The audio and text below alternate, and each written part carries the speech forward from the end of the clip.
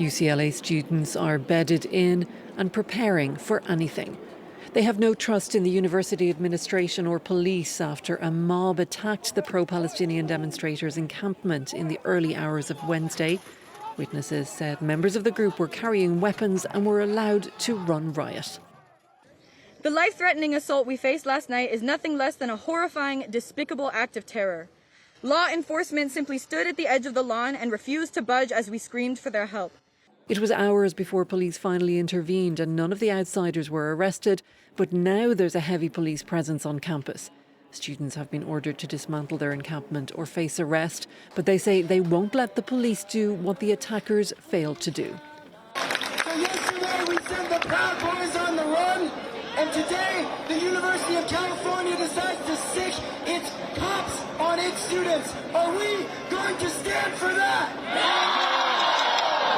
The Mayor of LA and Governor of California have denounced the university's and police response to the attack, while on the opposite coast in New York, Columbia University officials too have come under severe criticism after calling on the NYPD to clear an occupied building, which the occupying students had renamed after a young Palestinian girl killed in Gaza.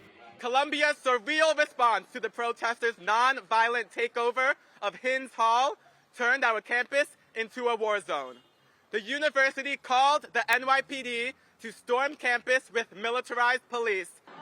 Arrests, violent confrontations, threats of suspensions, none of this is dissuading student protesters, only emboldening them.